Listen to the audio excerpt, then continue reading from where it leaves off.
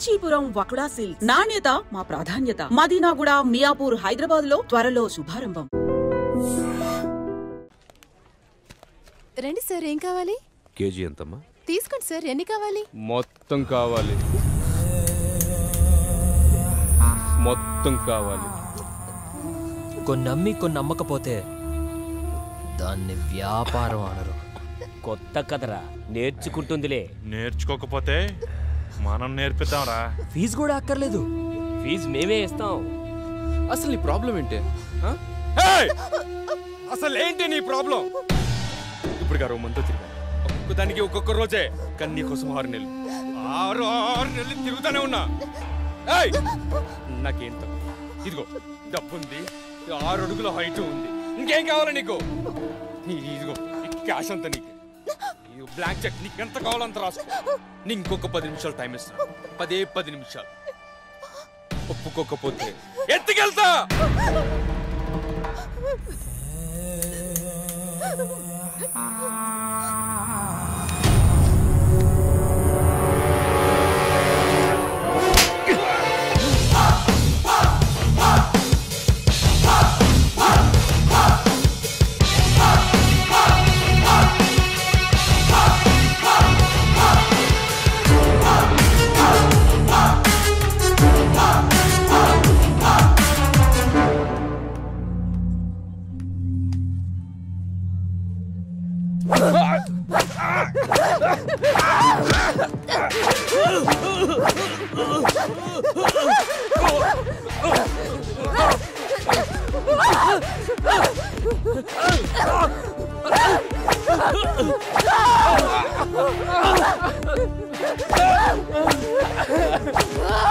ఎవడ్రా మా వాడిని కొడుతుంది?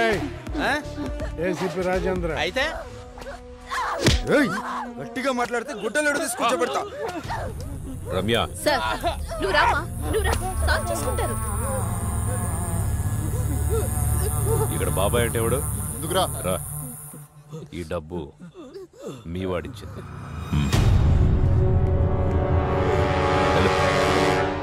రామ్మా. సార్ తప్పైపోయింది సార్, ప్లీజ్ సార్, ప్లీజ్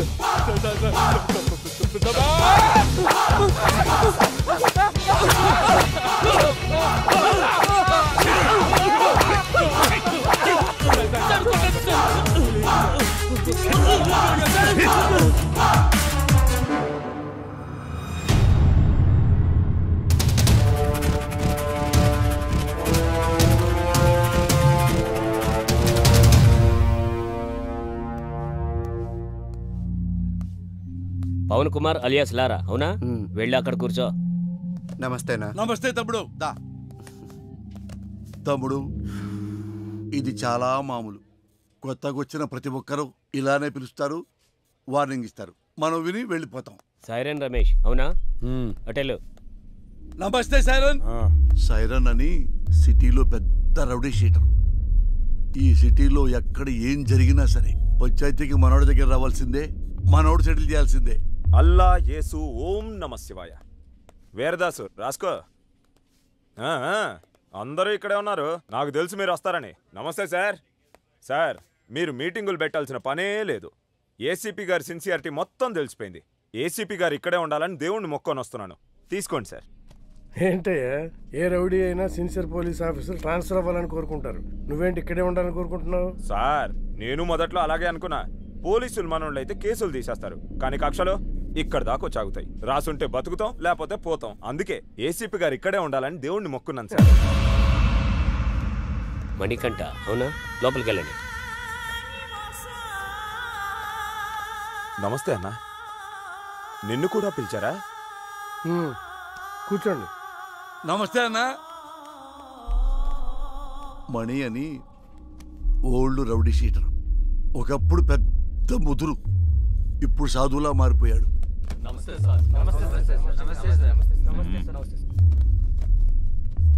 అందరూ వచ్చారా? సార్, రాజు అని అతను రాలేదు సార్. రాజు వాళ్ళ ఎంపీతో మాట్లాడిస్తాడంట. ఎంపీనా? ఎంపీ ఎవడు? గంటలో ఇక్కడ ఉండాలి సార్. వెళ్ళండి. సార్, ఏంటి ఇంతమంది? ఏం చేయాలి సార్ వీళ్ళని? ఏం చేద్దాం సార్, మనిషి మనిషిగా బతకడానికి భగవద్గీత, ఖురాను, బైబిల్ రాశాం. అవేవి చాలటం లేదని, వాటికి మత రంగు పోస్తున్నారని చట్టం కూడా రాశాం. అది కూడా చాలటం లేదంటే ఇంకేదో కావాలి వీళ్ళకి. పంపించండి సార్. మణికంఠ అలియాస్ మణి, దాదాపు 10 సంవత్సరాలు, 9 మర్డర్ కేసులు, 6 అటెంప్ట్ మర్డర్ కేసులు, 15 సెటిల్మెంట్ కేసులు, అన్నీ వదిలేసి ప్రశాంత జీవితం. ఎలా అనిపిస్తుంది ఇప్పుడు? ఇప్పటిదాకా ఎలా బ్రతకగలిగానా అనిపిస్తుంది సార్. అప్పుడు ఏదో ఆవేశంలో ఏదో సాధిద్దామని కత్తి పట్టుకొని తిరిగాను. వెనక్కి తిరిగి చూసుకుంటే ఒంటిపై ఘాట్లు తప్ప, సమాజంలో పగ తప్ప ఏం మిగలలేదు. మరి సడన్గా ఇంత మార్పు ఏంటి? 3 సంవత్సరాల క్రితం 10వ తరగతి చదివే నా కూతుర్ని ఎగ్జామ్స్ రాయించడానికి తీసుకెళ్తుంటే అటాక్ చేశాను.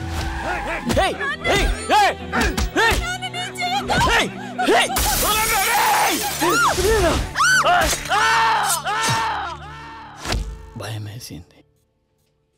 హాస్పిటల్లో చేరాం. వాళ్ళు ఎందుకు పొడిచారు నాన్న? నా కూతురు అడిగింది. దానికి నా దగ్గర సమాధానం లేదు. మొత్తం 29 కేసులు, 25 కేసులు కొట్టేశారు. 2 మర్డర్ కేసులు, 2 అటెంప్ట్ మర్డర్ కేసులు ఇంకా పెండింగ్లో ఉన్నాయి. అన్ని కేసులు ఎలా సాల్వ్ చేసుకోగలిగారు? ఎమ్మెల్యే గారే దగ్గరుండి అందరినీ పిలిపించారు. కొంతమందికి నష్టపరిహారంగా డబ్బులు ఇచ్చాను. ప్రాణాలైతే ఇవ్వలేను. కొంతమంది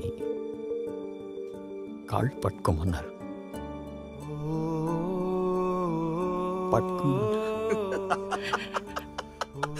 మణిగాడు నా కాళ్ళు పట్టుకున్నాడు. రే మణిగాడు నా కాళ్ళు పట్టుకున్నాడు. మణిగాడు నా కాళ్ళు పట్టుకున్నాడు. బతుకుపోరా నా కొడక్క. ఇంకొంతమంది నేను నా ప్రాణాలు కావాలన్నా వదిలేస్తామా? వాడు కాళ్ళు పట్టుకుంటే వదిలేస్తామా? వద్దు, వాడి ఊపిరి కావాలి.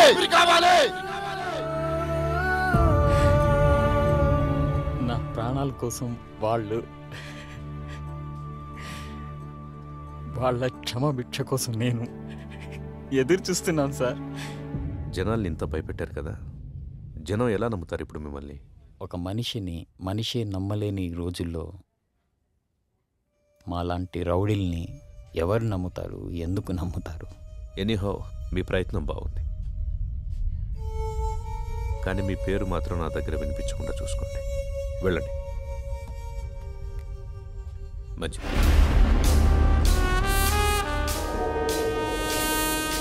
వీడు చూపేంట్రా ఇంత తేడాగా ఉంది. చూడు ట్రాక్ రికార్డ్ ఎటు విందో.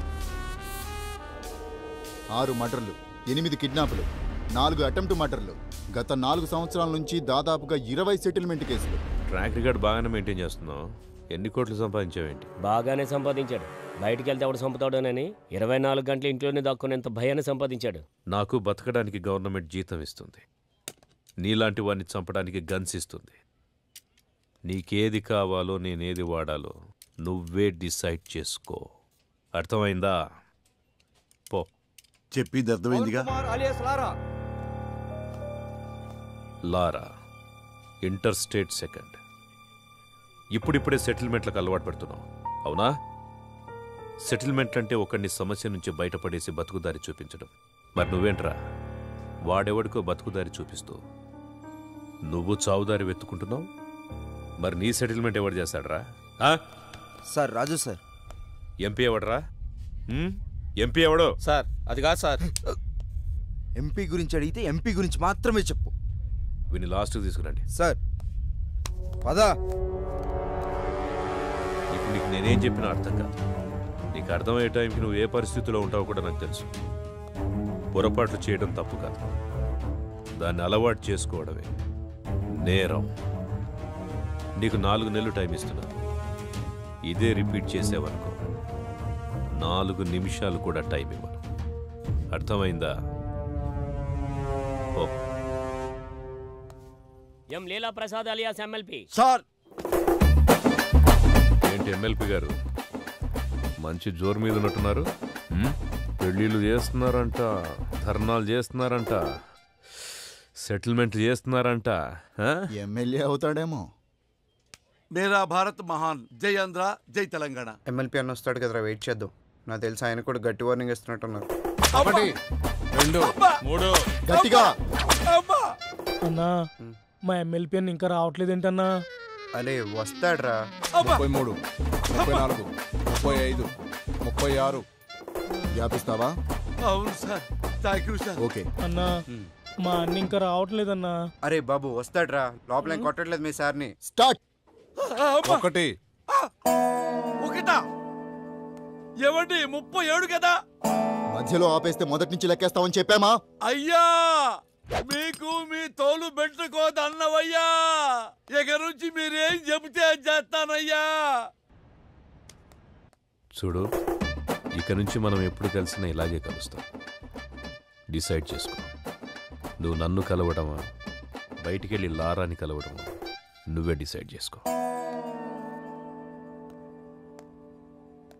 అన్నా ఏమన్నాడు? తమ్ముడు, నేను చెప్పే వరకు మీరెవ్వరూ నా టచ్లోకి రావద్దు. ఫోన్ చేయొద్దు, మెసేజ్ పంపించొద్దు, వాట్సాప్లోకి రావద్దు, పలకరించడానికి రావద్దు. లవ్ యూ రాజా. ఆ ఏసీపీ యాజ్ ఎ పర్సన్ మంచివాడా చెడ్డవాడా అనేది మనకు అనవసరం. ఇప్పటికి 8 చోట్ల పనిచేశాడు. చేసిన ప్రతి చోట సిన్సియర్ అనే తెలిసింది. అతను ఉన్నంతకాలం కొంచెం జాగ్రత్తగా ఉండడం మంచిది. సిటీకి కొత్తగా వచ్చిన ఏసీపీ రాజేంద్ర రౌడీ సీడర్స్ పై ఉక్కుపాదం మోపారు. రాత్రి 10 గంటలు దాటితే రోడ్లపై ఎవరూ కనబడకూడదని హుకుం జారీ చేశారు.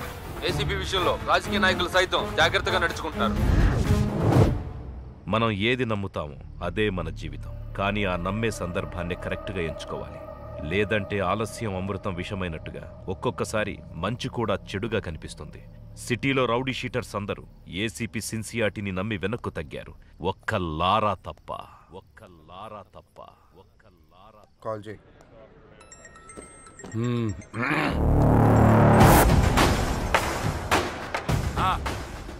నా డబ్బులు అన్నా. ఎంత చెప్పారు నీకు? పెడేపోన్ ఇవ్వనంటున్నాడు. మళ్ళీ చేయి. సరే కట్ చేశాడు.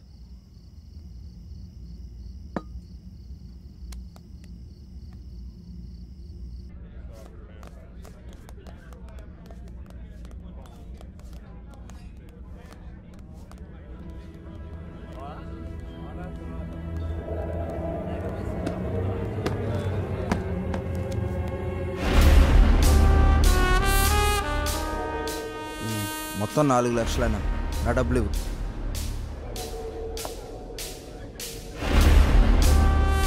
ఇందాక చెప్తున్నావు అదే అన్న బాలి గురించి. అన్నా అతని డబ్బులు అతనికి ఇచ్చేయి.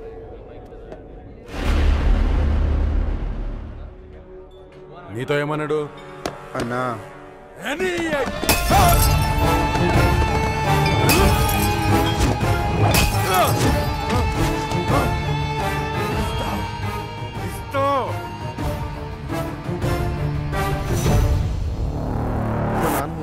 తేడా వస్తే మీ నాన్నకి బదులు నేను వేస్తాం సెల్లో. హలో, గొడవనా? నీకు చెబితే అర్థం కావట్లేదా? ఆ సరే నన్ను ఎందుకు కొట్టావు? ఆ ఏసీపీకి తెలిస్తే నిన్ను వదులుతాడు అనుకుంటున్నావు? అరెస్ట్ చేస్తే చేసుకొని మనం చూసుకుందాం. ఏంటి నువ్వు నేను చూసుకునేది? నేను స్టేషన్లో కూర్చోబెట్టి మర్యాదలు చేయడానికి ఆ ఎస్ఐ లాంటి అవినీతి పరుడు కాదు. ఒక్కసారి నిన్ను స్టేషన్కి తీసుకెళ్లి కూర్చోబెట్టాడంటే 1/2 గంటలో సైరన్ కానీ కొట్టిన విషయం నీతోడు చెప్పిస్తాడు. సరే ఇప్పుడు ఏం చేద్దాం అంటావు? ఆ చేసే ముందు అడగాలి. 4 రోజులు అక్కడ కనబడి దాక్కోండి. అంతకు మించి ఇప్పుడు ఏం చేయలేం. నేను ఫోన్ చేసేంతవరకు బయటికి రాకండి. జరుగు.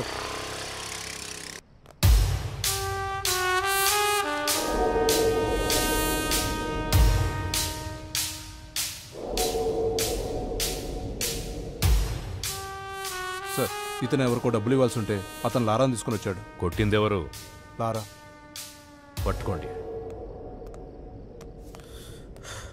రేమా, నేను ఒక 4 రోజులు సిటీ అవుట్స్కట్స్లో ఉంటున్నాను. ఎవ్వరూ నాకు డైరెక్ట్గా ఫోన్ చేయకండి. ఏదైనా ఉంటే డైరెక్ట్గా వచ్చి కలవండి. ఓకేనా? అర్థమైందా? అర్థం అవ్వట్లేదా నీకు? ఏసీ సిన్సియర్ అని చెప్తుంటే అర్థం అవట్లేదా నీకు? ఆ ఎస్ఐ గారిని చూడలేదా? వీడు అలాంటి ఒక పోలీసే. కొత్తలో వచ్చినప్పుడు అందరూ ఇలాగే నటిస్తారు. ఒక్క 6 నెలలు చూడు, 6 నెలలు చూడు, అప్పుడు అర్థం అవుతుంది. ఇంతేనా? జీవితాంతం ఇలాగే ఉంటావా? తప్పించుకుంటూ తిరుగుతావా? నేను వెళ్తాను.